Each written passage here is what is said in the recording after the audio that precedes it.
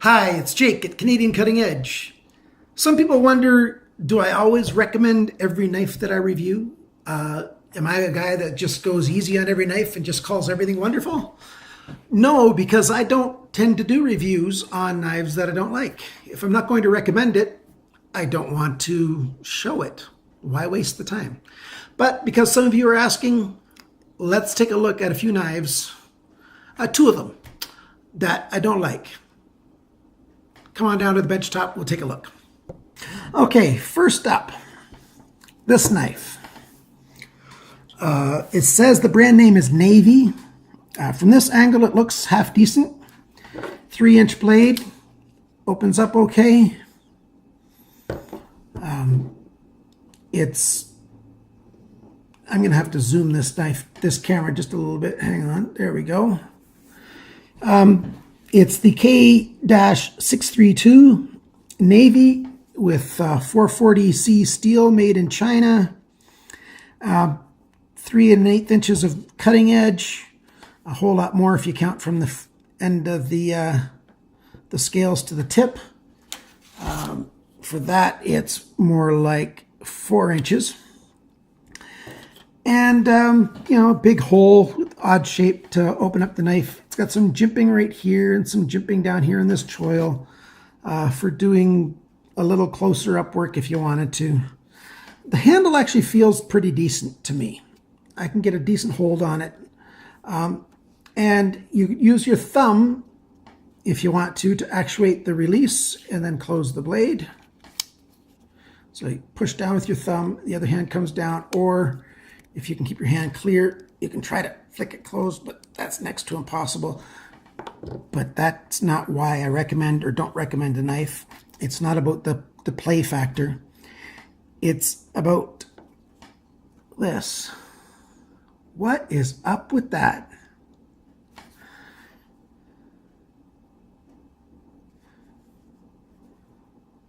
Look at that. It's just ground down on an angle, and then there's a big space there. There's a chunk of steel that got ground off. This blade probably fell where it wasn't supposed to be when it was being made and got a big chunk of it ground off of it. Then I went and took a closer look at the pictures of where I bought it, and the pictures show the same thing. So they must have an entire run of these things that they're selling that they did that to. So I don't like having a knife that's got a huge negative in the aesthetic value. That's not a mechanical problem. It doesn't really matter if it's there or not. The knife's going to last just as long. But that's a huge, huge error in how it looks, even for a lower cost knife. But what I really dislike is the locking system, because it only engages if we can take a look at this here, hopefully we can get a good view on this. There's just from there, that's the bottom end of it, there to there, that's the entire surface, like 3 millimeters, 1/8 of an inch, that the lock engages with. Oh, sorry, that's a better angle with the light that I hold it up. So the tip of my knife to the tip of my knife there, that's the entire locking surface. And it only mates up with one little part of that. So it's a very inferior, if we can get the light in there, you can see the arm and where it meets up right down there.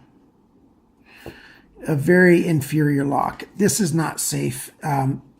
It wiggles. I don't know if you can hear it or not.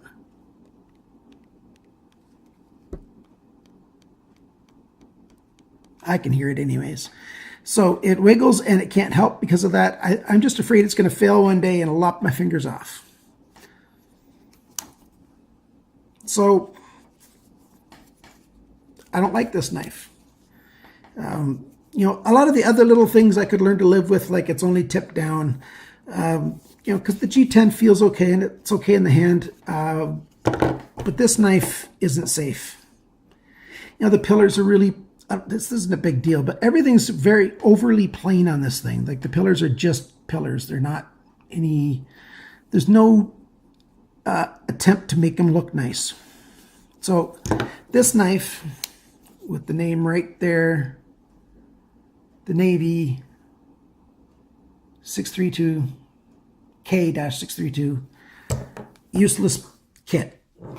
Now here's another knife that this one I bought at Canadian Tire.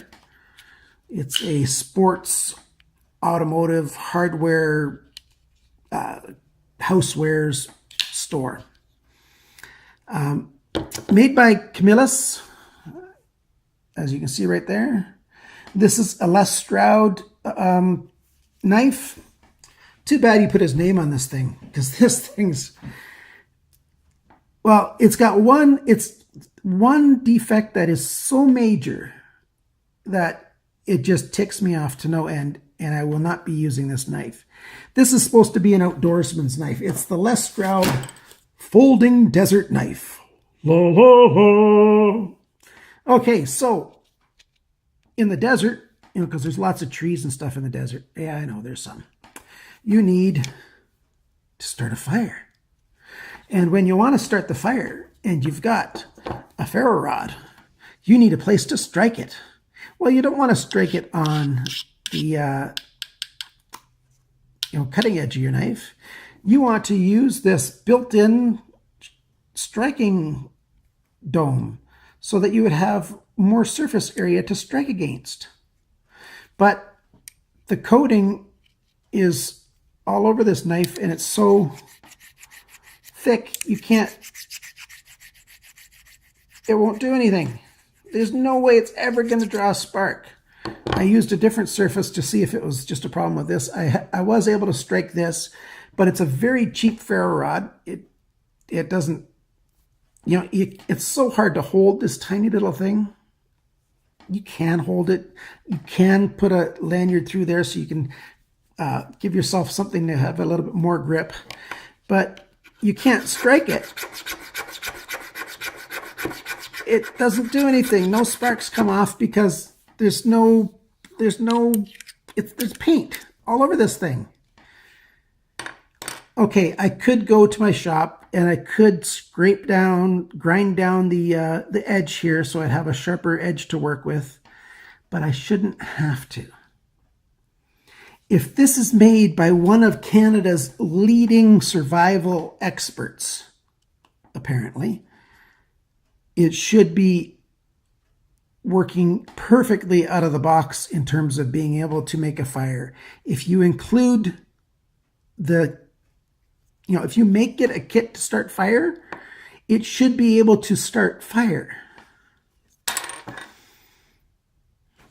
440A steel. I mean, they could have come up with a better steel than that. Come on, guys. It didn't come terribly sharp either. It's okay sharp, but yeah, I had to sharpen it. It's a glass-filled nylon, which is good, but this clip that they put on it, they made it too low because they wanted to make a fancy lanyard hole. And it's right down the middle where you hold it. And if you're going to use it for any length of time, it's going to create a very big hot spot right there in my hand. It leaves a little dent there just from barely holding it. So if you hold it like this for a little while and I use it for any length of time, and I'm just cutting away, not even holding it too terribly tight. See, did you see the dent right there? Imagine if I did that for like 5 minutes. If I had to cut some wood, make a feather stick or something. Ouch. So yeah, the clip has to go. And then you've got this liner lock, and the lock is okay. It's loose. I don't know if you can see it or not, but it wiggles. And if I make it any tighter on the pivot, then it hardly moves at all. I can get it to flick just because I'm fairly skilled at flicking, so I can get it to come out and flick open. I guess I could make it a little tighter and, just open it that way. When you're in a survival situation, who cares if you can do that, right? That doesn't matter. All that matters is, can you open it and use it? I was so disappointed. Maybe I don't recommend this knife because of my level of disappointment with this. This is such a big deal to me. Les, go and talk to your Camillus guys and tell them they made a piece of crap with your name on it. Camillus is not a bad company. They make some good stuff. But the stuff that they put your name on, it's garbage. So here's 2 knives that I don't recommend. And now I've made a video for you guys, so you can look at the stuff that I don't like. There's a few more knives that I have that I don't like. I'll make another video in the future. Remember, guys, always cut towards your chum and not your thumb. And get one of these knives. They cost less, and they're a whole lot better. I forgot to mention something. Take a look at that. Yeah, there's that. Blade centering.